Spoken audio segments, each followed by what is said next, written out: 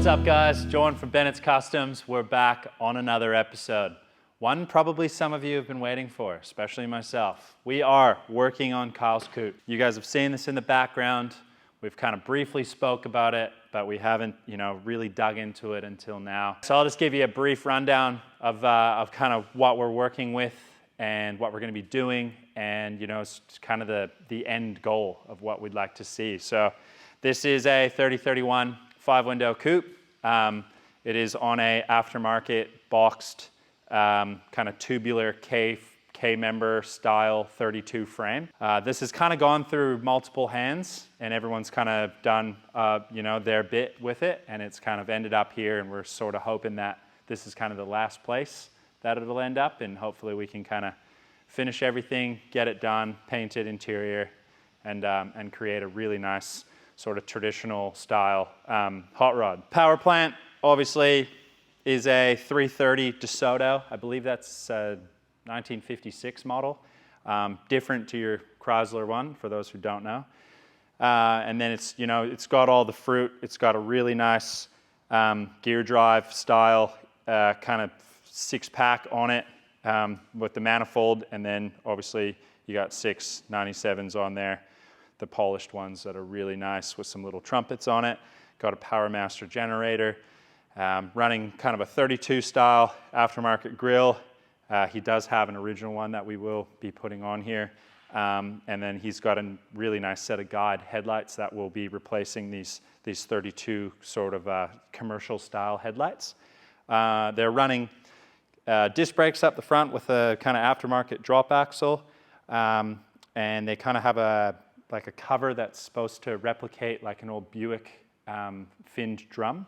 And they look really neat. They're really nice setup. It's got an adapter plate. It's running a Turbo 400 behind it, and that is connected to a Ford 9-inch that's in the rear with a 4-link and coilover setup. Really what we're going to be trying to accomplish is really sinking into the sheet metal of this body. It's pretty bad. There's definitely a lot of stuff that needs to be done. And after speaking with Kyle, him and I were kind of coming up with a few different ideas.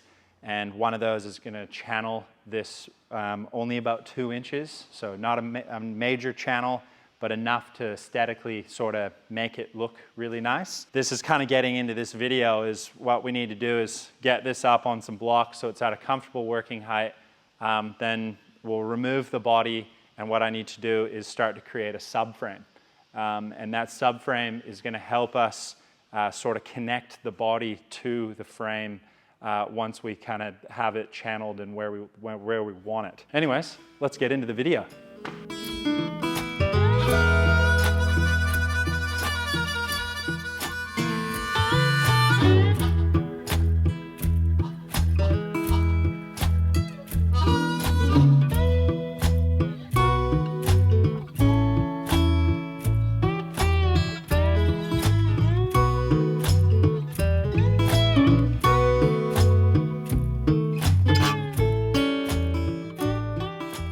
What we need to try and achieve is we are going to be channeling the body, as I mentioned, and we need to create a substructure or subframe for something for the body to fix to. Kind of need to go right back to the basic substructure before we do anything with that body. So what we have for this is some 25 by 50 or 1 by 2 inch RHS. And it is 2.5 mil thick. What I plan on doing is trying to replicate the curve of these 32 frames. So they got sort of a beautiful sweep that kind of runs horizontally, and then vertically they do have the little kick up that goes over top of the axle. So we're curving it the easy way, I'll call this, and then the hard way would be on edge, curving it here, so we have quite a big sweep. Really what we need to do is just gather a few different measurements. I kind of haven't decided exactly how I'm going to do it, but I think the easiest way to get the curve kind of both ways is just really by splicing this material. It's a fair amount of work, and you are kind of like splicing it, but you will be able to get that really nice gradual curve out of it, and then afterwards, once it's spliced, we'll be able to actually bolt this down once we get our markings for our body mounts, and then once it's bolted down, then we kind of have something that it's structurally fitted to that we can then weld on as well. You know, there's probably tons of different ways you could do this, and this by no means is you know, the best way possible to do it, or it's just sort of the way I know. Yeah, get into it. Down in Louisiana, where the tall, tall pine trees grow, there live a preacher daughter, and she knows how to jelly roll. And a papa want to save my soul, but a sweet talking daughter, Lord. All right, so I went over and used Liam's guillotine, and we just cut a little strip off of our sheet metal that we had. And then this way, I'm gonna clamp this down so it follows the contour all the way around like that. And I'm gonna get in and I'm gonna scribe the inside of the frame rail, and then I'll be able to trim that. And then I know once we lay it out, it may change a little bit going flat, because we do have a curve in here. So if that curve ends up laying flat, it may sort of elongate, but it's a real gradual curve. So I'm gonna test and see if it actually does it or not. And then this is just gonna give me a really nice reference. Then I can take this over, lay it on the fab table, and then I can cut this and just keep putting it up against it and until we've you know, kind of hit that mark. Won't you come on home?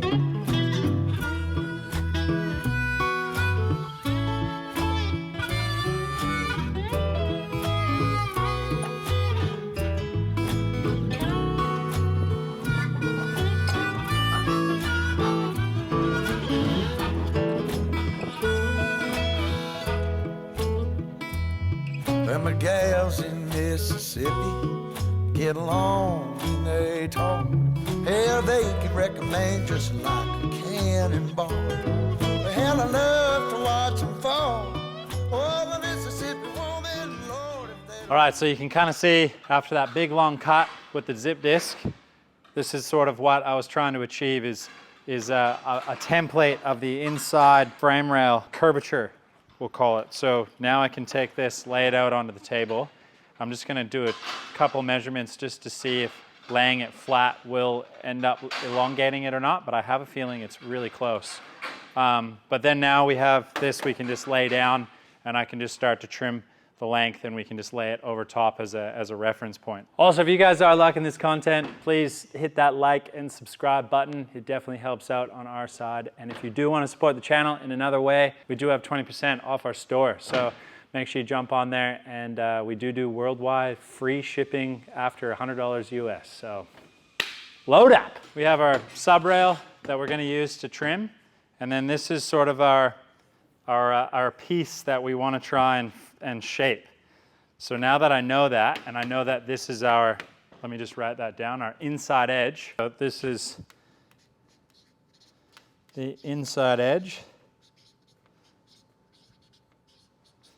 So whenever I'm sticking this on for a reference, I'll be going like that, and then I can kind of start to get the shape eventually. So I'll probably start at the back because I know exactly where I want the material to go. So by doing so, I know that if that is a straight bit there, I know I have to start to create some of these lines on the inside to try and shrink it in. So we need to start to create a few cuts in here, and that way we'll be able to bring it in. So we're going to cut through all the way in and maybe stop right about here, and that way we'll be able to, so all this, the little bit of material that you're taking out, that like 1 mil material, say if we're using a 1 mil cutting blade, now that's going to be removed, and that will just come in on itself ever so slightly, and you'll just gradually start to get a curve. After we've cut that, then we can go back again once it's all fitted and clamped down into place. Then we can weld or tack it and then sort of get an idea of where we're at. Let's start to make a few cuts and see what happens.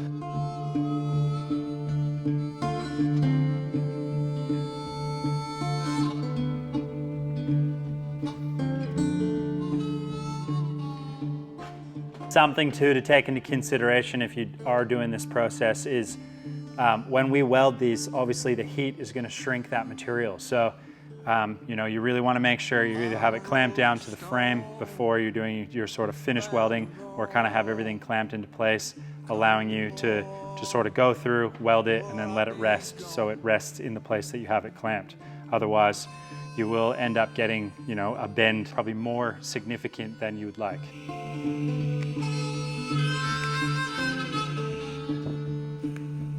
Pouring rain, oh, to hear that train. So what we're gonna do is, we gotta have to go on the other side of this and trim out one here. So right here, I reckon it's just gonna be a single, maybe, actually we'll go 2.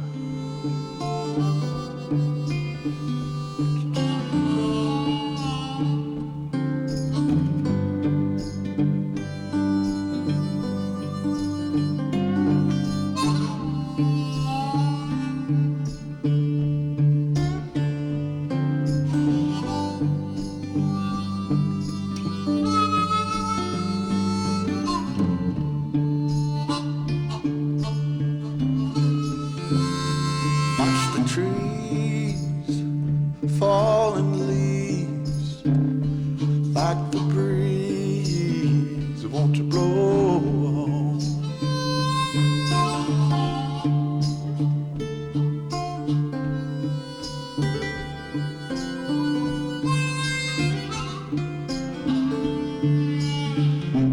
Take a sip, I'ma pack my grip, one more trip, and I'ma move on.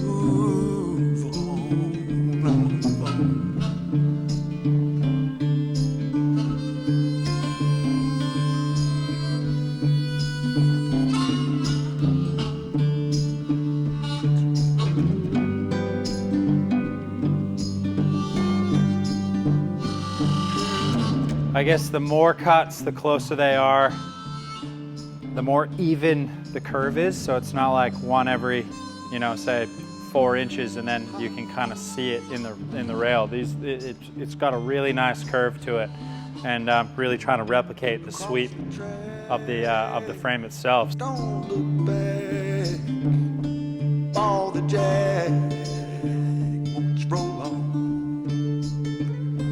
City lights, what blinds your eyes?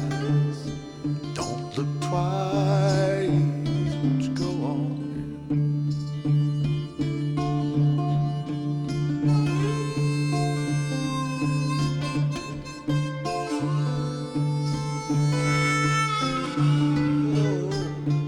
Won't you go on?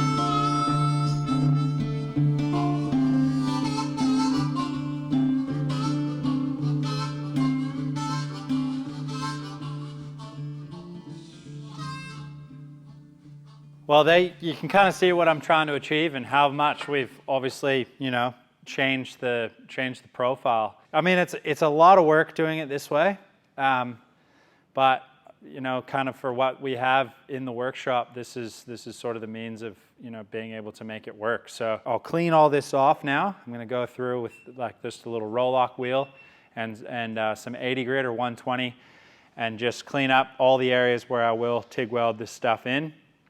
And then once we have those done, I'll clean it all, we'll you know, blend everything in, and then we can kind of start to go the opposite way. So rather than cutting on edge like we were doing, we're now going to lay it flat and cut through this way, and then that'll be able to form it. So once we get to this back section, this is going to have a real big kick up in it. So that'll be really cool. And what I'm going to do is I'll remove all the clamps, get this piece out, we're going to sand it, clean everything up, and then we'll get it prepped, and then we'll weld it and then let it cool down.